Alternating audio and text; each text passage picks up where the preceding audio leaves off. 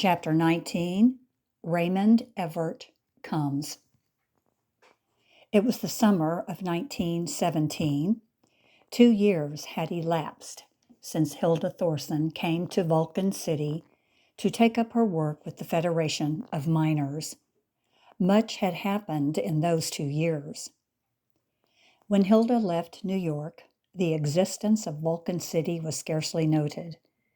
It had since, however, been figuring frequently on the first page of every newspaper in America.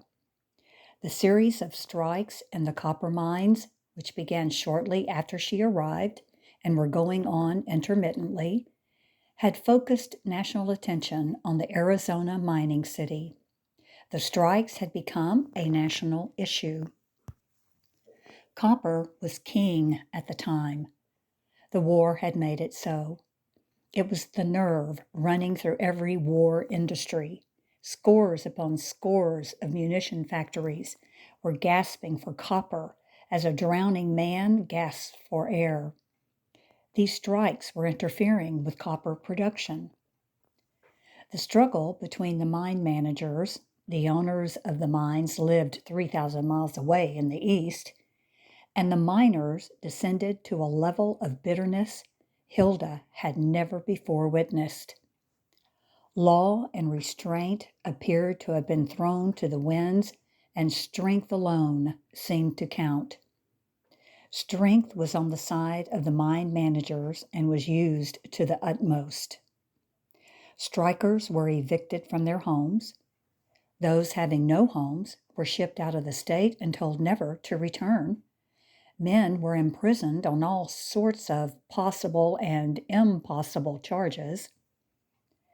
Often during these struggles, Hilda had occasion to recall Hillstrom's words about capitalism riding roughshod in the mines.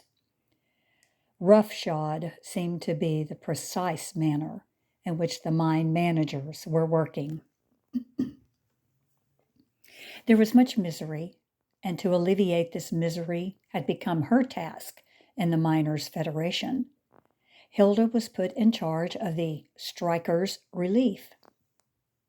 This work carried with it more than one implication. She was not merely to disperse union money to the families of the strikers.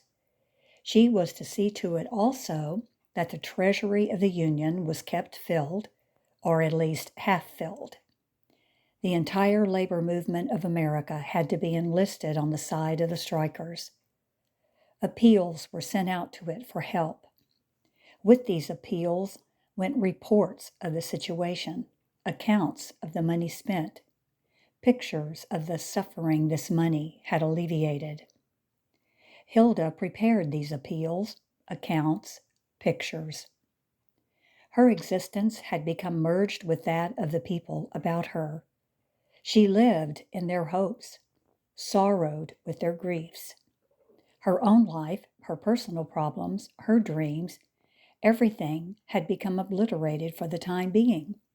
Everything, except her child. Little Raymond was not out of her thoughts for an instant. On the contrary, he was absorbing her attention more and more. They were drawing nearer to one another. They were becoming companions. What Hilda had been dreaming many years back was gradually coming true. The child could be talked to now. He was growing up to her mentality at an unusual pace.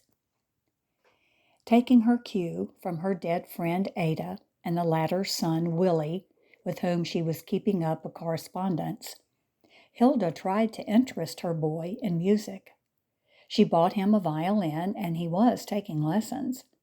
But little Raymond was more interested in books. At the beginning of his 9th year, he was already in the 4th grade. His teachers had twice skipped him to a higher class. He was a frequent visitor to the public library. On his way back from the library on Saturday afternoons, when Hilda was nearly always alone in the office, Raymond would come up. He would slip into a corner of the room where he could scarcely be noticed, and would sit and read or study the pictures in the book while his mother worked. From time to time, Hilda's eyes would seek out those of her son, and they would exchange smiles, but he would not stir from his place until he saw her close her desk. Then they would go home together, promenading slowly through the city's main street. Hilda was looking forward to these Saturday afternoon walks with her child as to something very pleasurable. They were living at the home of a miner, a Servian, whose name, after many transmutations, had become reduced to John Savitz. Savitz was a man in the early 30s with the figure of a giant and the face of a boy. He was a friend of Hillstrom's. He and his wife were both socialists. They had 3 boys, the oldest of whom was in his 5th year. Hilda's status in the Savitz home was not that of a tenant or roomer. It was more that of a comrade in arms, of a fellow conspirator in the cause of the overthrow of capitalism. Savitz lived on a quiet little street at the edge of the town. He was naturally circumspect and careful, having been a revolutionist in the old world. This, combined with the isolated location of his home and the fact that Hilda lived in it, made his house a convenient place to meet for discussion. Several times during the week, Hilda's associates in the union would come up for informal conferences.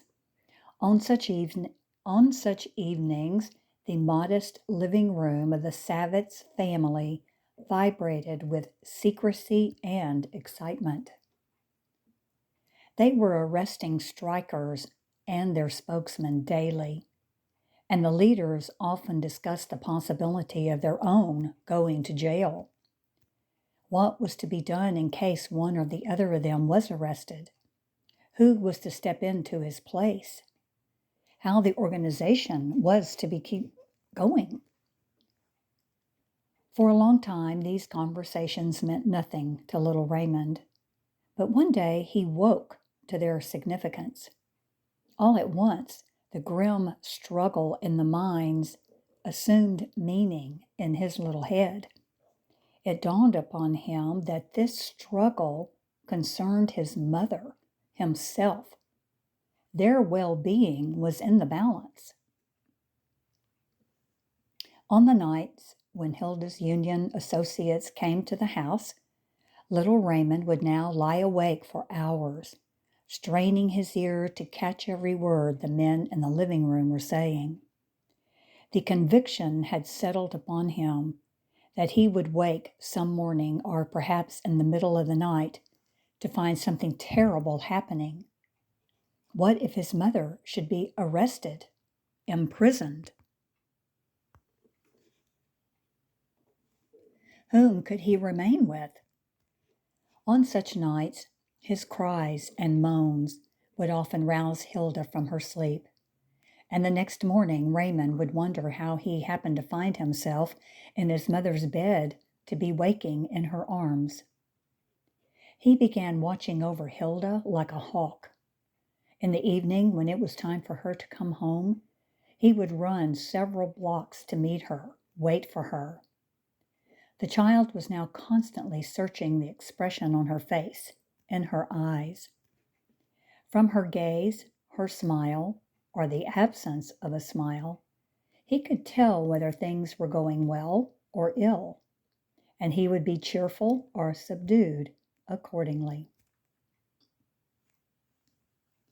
The struggle in the mines was approaching a climax. America was in the war, and the first contingent of American troops was already in the trenches on the battlefields of France. Hitherto, the mine owners were interested in copper solely for business. The guns and ammunition into whose manufacture it went were exported to England, to France, to Russia. It had been a question of profits and dividends only. The situation was changed now. The production of copper had become a matter of national defense. It concerned America directly. The mine managers redoubled their invectives. The strikers were called traitors. They were harassed. They were threatened. The cloak of patriotism was often made to shield personal vengeance, meanness, and retaliation.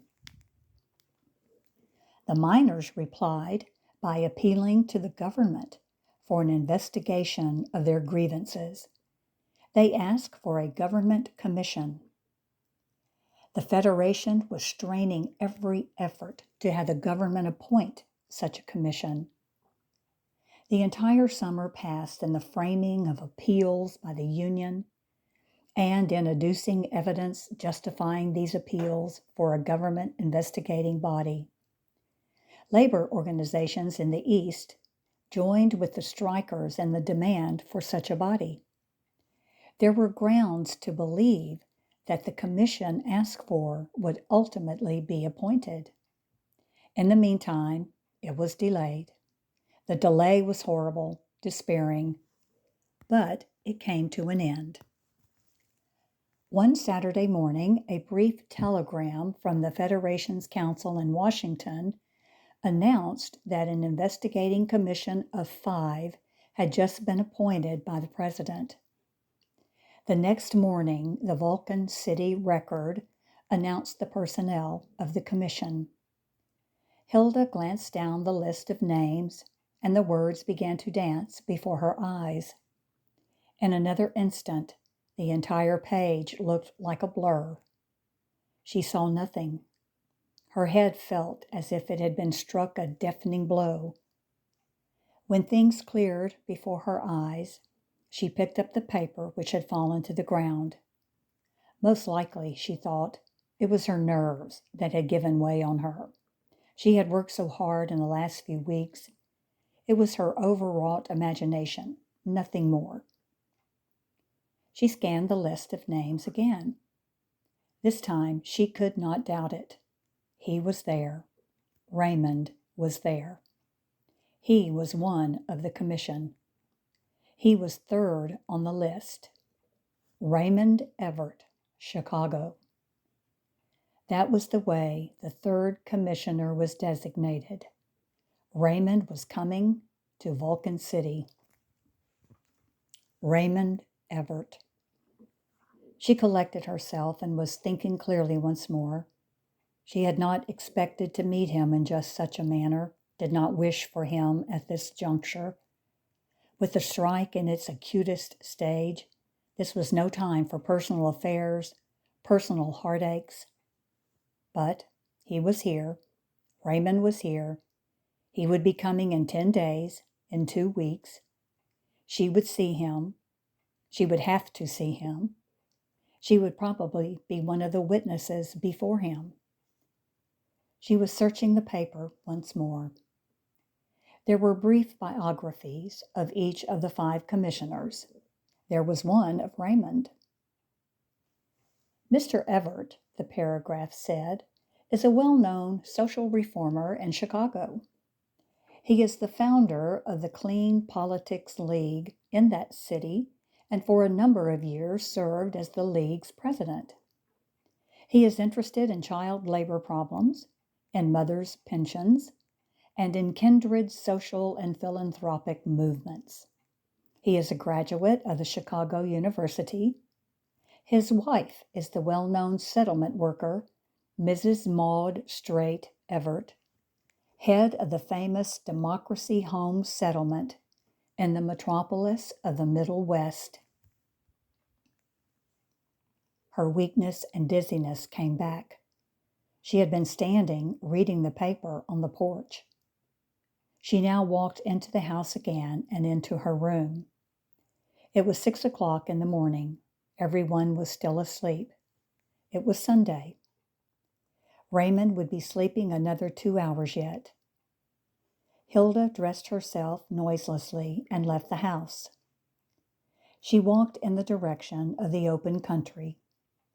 After 15 or 20 minutes, she came to a place where she often sat alone, thinking. She dropped down upon the grass. His wife is the well-known settlement worker, Mrs. Maud Straight Evert. Hilda read these lines again and again. Raymond was married. Of course. Had she not expected it all along? There was nothing in the biographical item about his being a lawyer. He might not have taken up law, but old Henry Evert had gained his point all the same. Raymond was a somebody. He was playing a part in the community. Yes, his father always got what he went after, whether it was business, money, fame. Maud Straight Evert. Hilda had known a number of women settlement workers in New York. They would often volunteer to serve as pickets during strikes and were always getting themselves written up in the newspapers. Her work had brought her directly in touch with the head of a social settlement, a Mrs. Richardson Grant. Mrs. Richardson Grant was a tall, portly woman who bore herself impressively. She showed off wonderfully kind in photographs in which she was surrounded by poor little children or immigrant mothers. Mrs. Richardson Grant's husband, Dr. Archibald Ellery Grant, was the antithesis of his distinguished helpmeet. He was of nondescript stature and looks, was shy and retiring. He had no decided opinions on anything and never contradicted his wife. Mrs. Richardson Grant was always getting her husband appointed to committees, councils, and honorary vice presidencies. Was Mrs. Straight Evert just such a woman, Hilda wondered? And how had Raymond come to know her? How did he come to be the husband of the head of a social settlement? Had he fallen in love with her? Was he happy? Did they have children? Such women usually don't. Had he changed much? How did he look? It was 10 years since she saw him. She was alone in the afternoon, and she was glad when evening came. She went to bed early, but did not fall asleep until late. There was much work in the office in the next few days. There were frequent conferences with regard to the witnesses the union would put up, the evidence it would submit. The days and evenings passed quickly. The nights were long. Hilda could not sleep.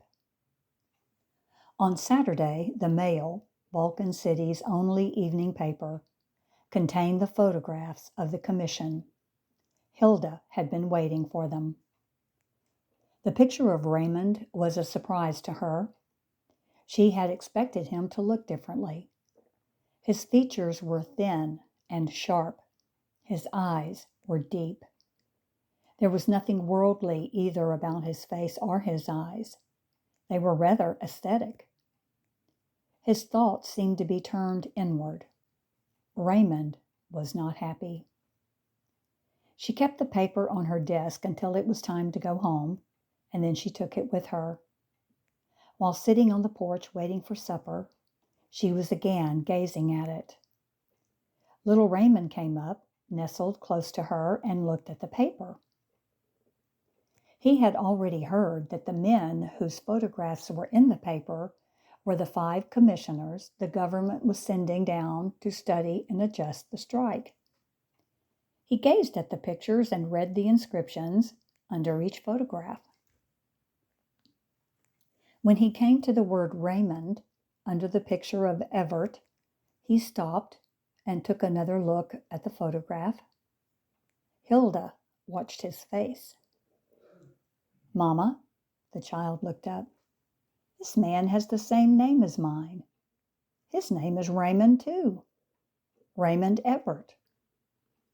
Hilda nodded that she knew. Little Raymond was now studying the picture with interest. "Do you know him?" He looked up from the paper abruptly. Hilda was not surprised by his question. Vaguely, she seemed to expect it. Yes, she said. Raymond's eyes darted from the picture to his mother, from his mother to the picture. Where'd you meet him? In Chicago. In Chicago? That must be long ago, before I was born. Yes, a long time back. Hilda blinked her eyes as if they had suddenly filled with sand. Is he our relation? The child asked with a quiver of excitement. No, he's not, she replied calmly. Savitz, who had been busy in the rear of the house, came up. Mama knows this man, little Raymond shouted, excitedly pointing to the picture of Evert in the paper.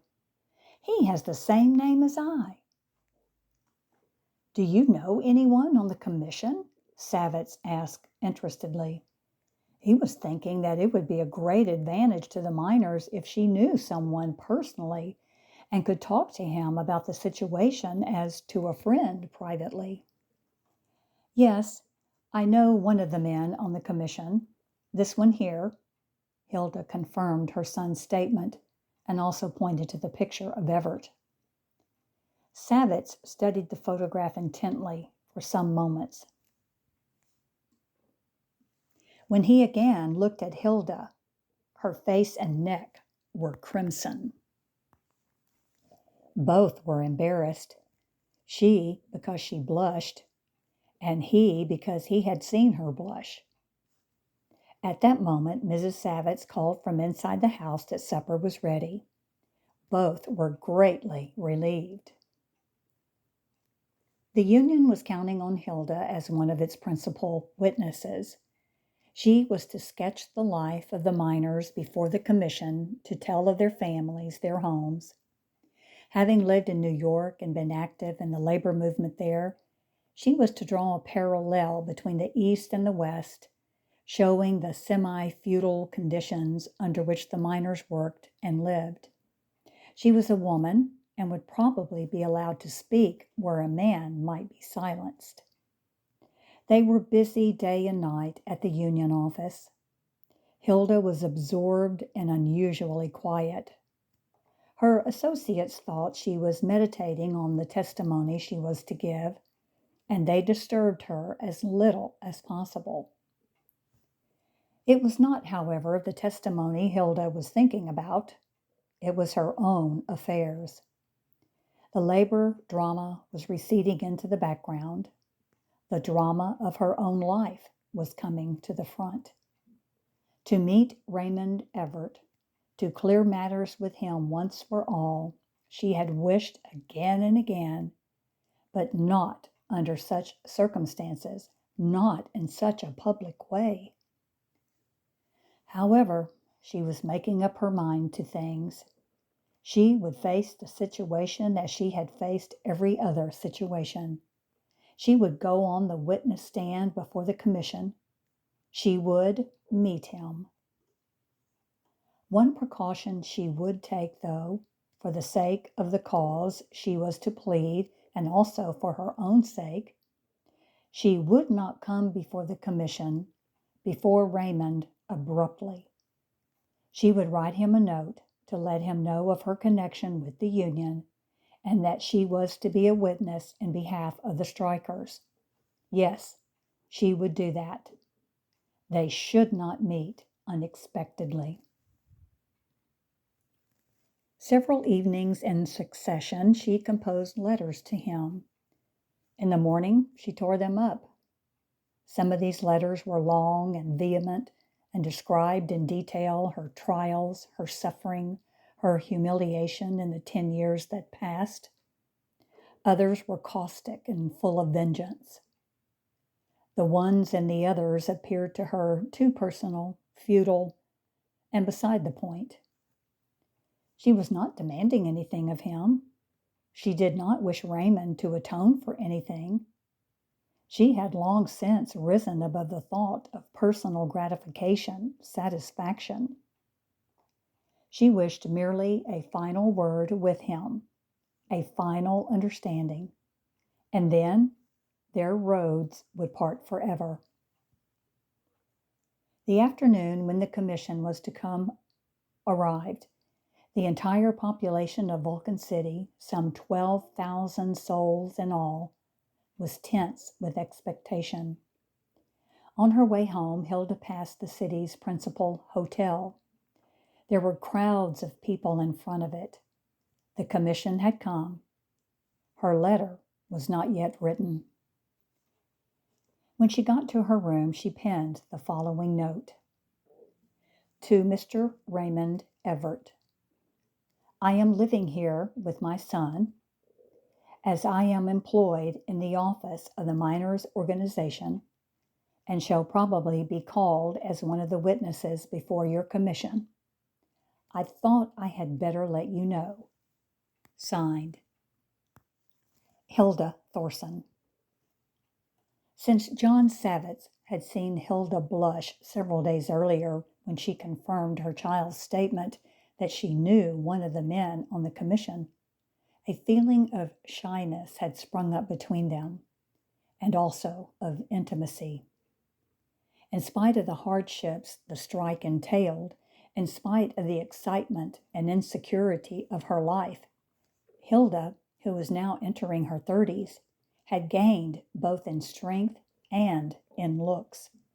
Her figure had rounded. The added plumpness did not in the least detract, however, from her dignified poise and simple stateliness of carriage. Her stern, manless existence, in view of her physical attractiveness and charm, had occasionally puzzled Savitz. In a vague way, he became conscious that Evert, whose picture he had since studied carefully in his own copy of the paper, had something to do with Hilda Thorson's mode of living. He was not inquisitive, but he was waiting to be told more about it, to be asked, to be confided in. He felt that this would come.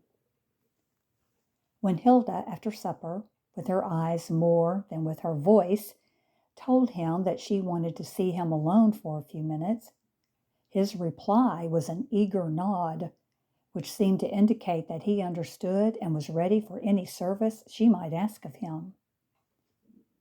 There's a note, she said to him when they were alone, which I should like to convey to one of the commissioners, the one whose picture I pointed out to you, the one I know, but he must get it personally. It must go through no other hand. I'll get it to him, Savitz said. She handed him a small envelope. He glimpsed the address and gave a barely perceptible nod. Do you want the newspaper? She asked.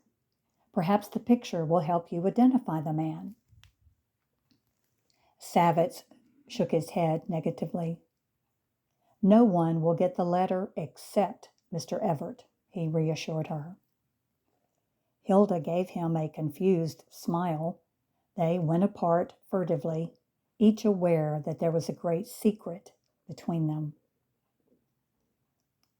Late that evening, after the last of Vulcan City's official visitors to the government representatives had departed, and each of the 5 commissioners had retired to his room, there was a knock at Evert's door. A man's here with a letter, the hotel attendant announced. He says it's urgent. A letter to the commission? Mr. Evert queried. No, to you personally. He reflected an instant. It was possible that someone on the striker's side had knowledge of him, Evert, of his stand on labor matters, and was trying to get some information to him. Bring him up, he said. A minute later, John Savitz entered. Raymond Evert advanced to meet him. They surveyed each other. Mr. Evert was struck by the honest, boyish face of the man before him. He was convinced that he had to do with a miner, someone from the strikers with important information, probably. What can I do for you? He asked, extending his hand. For answer, Savitz handed him the note. Evert took a glance at the plain envelope. The handwriting seemed remotely familiar. It was not a business letter. He glanced at Savitz quizzically. "Won't you sit down?" he asked as he moved nearer to the light.